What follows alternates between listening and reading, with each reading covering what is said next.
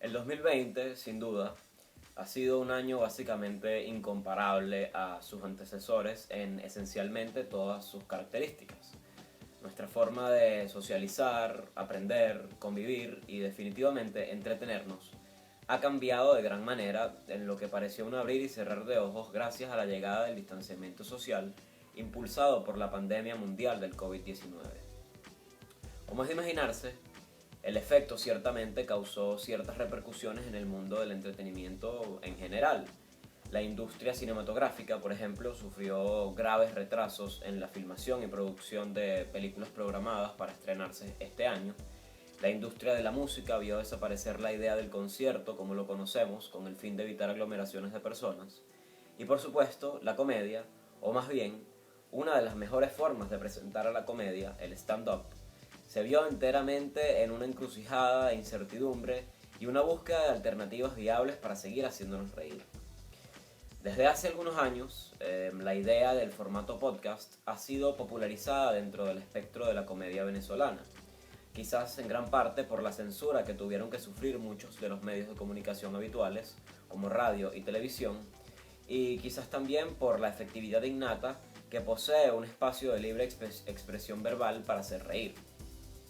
A nadie puede sorprenderle entonces que muchísimos comediantes hayan conformado su propia versión del podcast, desde Escuela de Nada, que básicamente es un trío de comediantes, hacia Nos Reiremos de Esto, que es un dúo de periodistas que solía trabajar para Showtime TV, hasta llegar incluso al podcast individualista o de una sola persona, un solo host, quizás el más difícil de producir, como por ejemplo El humano es un animal de José Rafael Guzmán o Bla Bla Bla de Led Varela.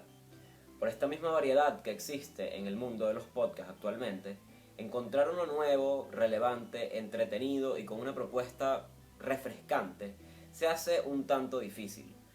Pareciera que todo el mundo en verdad está haciendo un podcast en estos días con el mismo formato.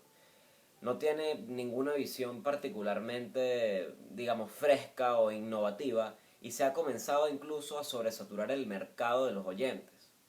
Personalmente, yo considero que hay una regla esencial que fundamenta la convocatoria de un podcast o de un programa de radio y se plantea a raíz de una simple pregunta.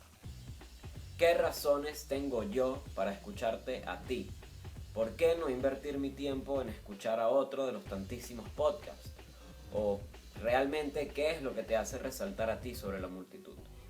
Para mi sorpresa, el nuevo proyecto del comediante de stand-up venezolano Daniel Pistola, titulado simplemente Ya no escucho la risa, encuentra en su primer episodio cómo responder a esas tres simples interrogantes sin intentarlo demasiado, mientras mantiene atrapado enteramente a sus consumidores a lo largo de sus 35 minutos de duración. Comencemos desglosándolo por partes. ¿Qué razones tengo yo para escucharte a ti?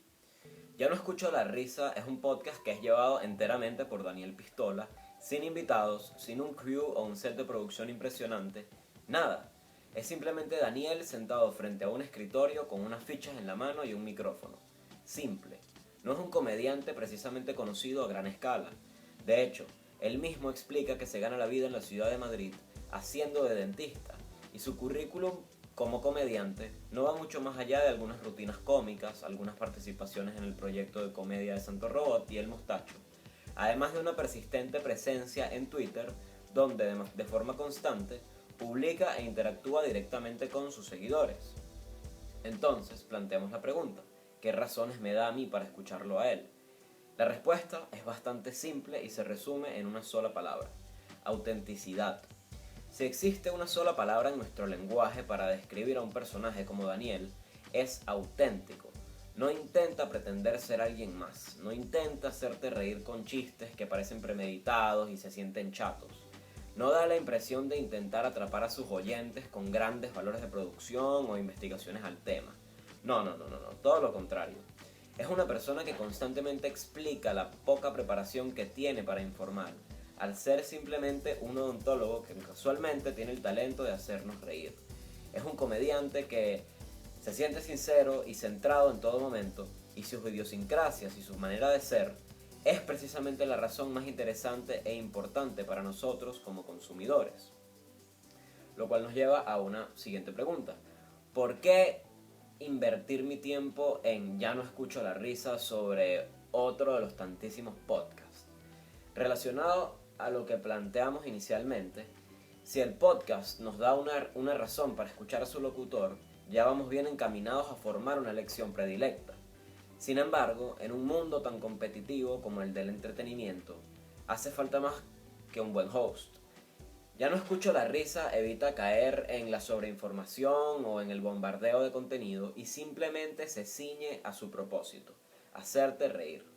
Desde el primer momento, cuando nos presentan la intro de cada capítulo, Ya no escucho la risa explora distintas alternativas para lograr su cometido.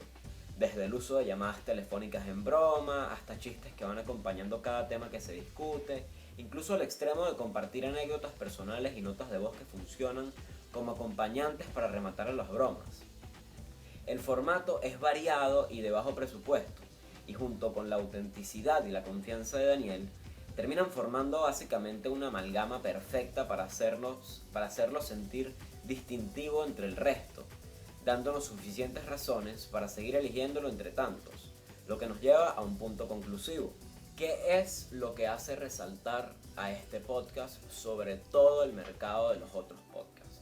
Entendemos que Daniel sabe mantener un estilo propio y que definitivamente su formato es increíblemente distinto al resto. Pero hay una característica sobre todas las otras que le hace resaltar increíblemente sobre la competencia: interacción. Al ser un podcast de bajo renombre y relativamente nuevo, Daniel utiliza muchísimo el elemento de la interacción con la audiencia para enriquecer la experiencia de Ya no escucho la risa, pues invita a sus oyentes a comentar, a escribirle mensajes directos en Instagram e incluso a tuitearle cualquier sugerencia, anécdota personal o comentario que tengan respecto al show. De hecho, yo mismo, Carlos Orellana, he comentado en varias de sus emisiones y he recibido una respuesta directa e inédita del mismo Daniel. Mantener una conexión constante y retroalimentaria con la audiencia es enteramente positivo, le da un sentido de intimidad y de frescura a cada episodio y de gran forma lo hace diferenciarse del resto.